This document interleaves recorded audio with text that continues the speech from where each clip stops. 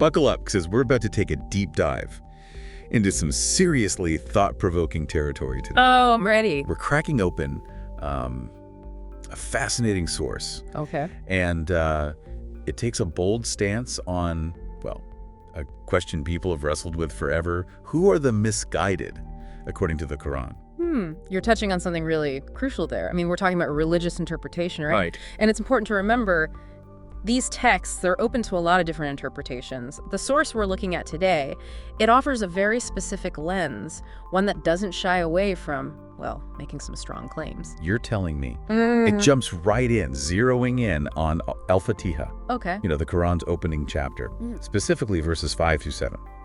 And it uses these verses to draw this really sharp distinction between two groups, all centered around, it's all about this idea of a covenant with the Creator that we access through the Quran.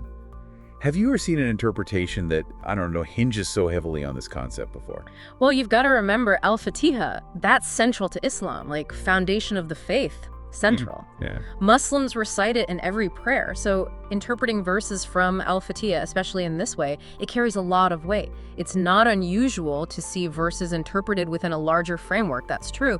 But this source, it really zeroes in on that covenant aspect in a compelling way. I'll give it that. Definitely grabbed my attention. And then it gets, well, wilder, because the source dives headfirst into Gog and Magog. Right, figures shrouded in mystery and debated for centuries. And you'll find them mentioned across different religions, often through a metaphorical lens.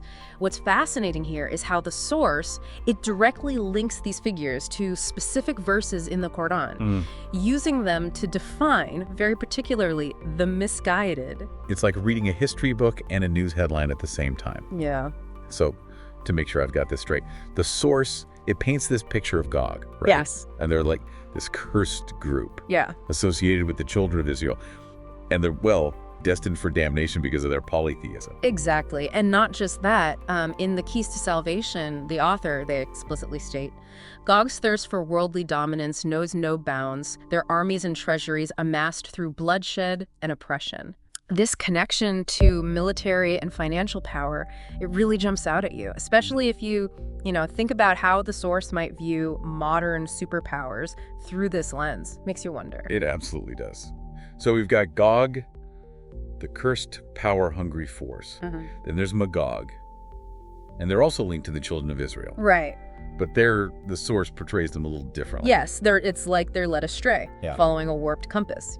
They haven't completely denied a law, but they've come to disbelieve in some of the signs of the merciful. And the source is very clear about where the blame lies. It's the prophet, Israel, who they say, distorted the divine message, strayed from the righteous path, ultimately succumbed to Iblis's influence. Wow, so we're talking about a pretty serious falling from grace here. It's like this whole lineage caught in this power struggle between good and evil. But this isn't just some, ancient history lesson, is it? The source seems to be drawing some pretty direct lines from these ancient figures to like what's happening in the world today, Oh, absolutely. The source, it doesn't shy away from tackling contemporary events head on. It's arguing that aligning oneself with Gog, and this isn't just historically, but in the modern geopolitical landscape, will inevitably invite divine retribution. And it gets, well, even more intense. Because it doesn't just point fingers, it issues like a direct call to action. I mean, the source explicitly calls out those who refrain from supporting the oppressed. Yeah. Like they're complicit in this system of tyranny, you know what I mean? It's a powerful statement, that's for sure. Directly tying individual responsibility to these, larger spiritual forces.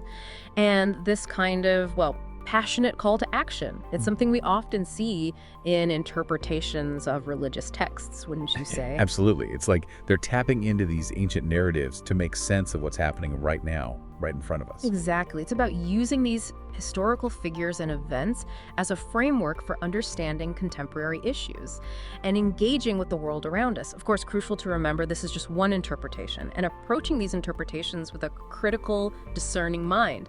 It's essential. Couldn't agree more.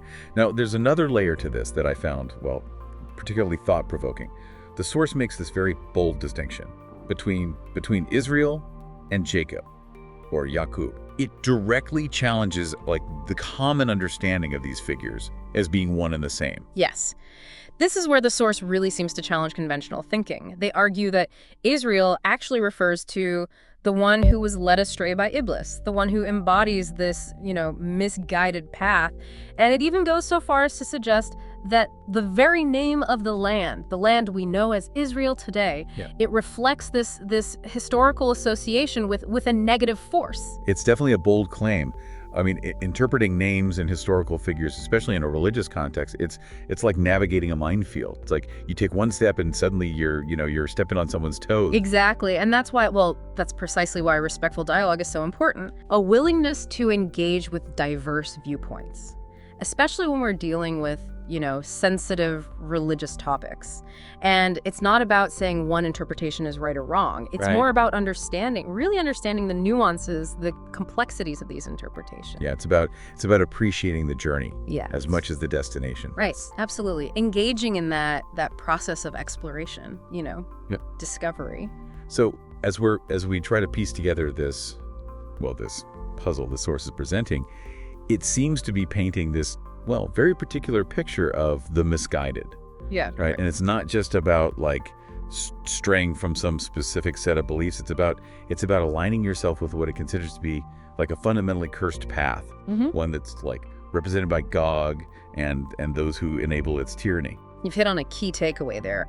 This source, it's not just offering some passive interpretation of these figures and concepts. It's actively challenging readers, urging them to, look inward a little, examine their own allegiances and their actions in light of these interpretations. It's like the source is holding up a mirror and saying, which side are you on? Precisely. It's a call to self-reflection and ultimately to action. It pushes readers to consider how their choices, how they align or maybe contradict the values, the principles it espouses. It's definitely a powerful message. And it makes you think about the role interpretation plays in how we understand, not just ancient texts, but the world around us, wouldn't you say? Absolutely. That's the beauty of engaging with religious texts, really. It's an ongoing conversation. It's an exploration of different perspectives that can help us understand ourselves better and the world we're living in. Well said. So to our listeners, as you continue to explore this topic and maybe seek out other interpretations of the misguided, we want to leave you with this. How do these different readings of religious texts, like the one we've unpacked today, how do they shape our understanding of current events? It's a question worth pondering. Because these interpretations, they don't just exist out there on their own. Right. They have real-world implications. They influence our perspectives, our choices, our interactions with the world around us. It's like that saying, and I'm probably going to butcher it, but we don't see the world as it is, we see it as we are. Something like that. Exactly. And understanding those forces that shape our perspectives, right, including our interpretations of these religious texts, it's essential for navigating the complexities of the world. Food for thought, wouldn't you say? Absolutely. And on that note, we'll leave you to, dive deeper into these complex and fascinating questions. Until next time, keep exploring, keep questioning, and keep the conversation going.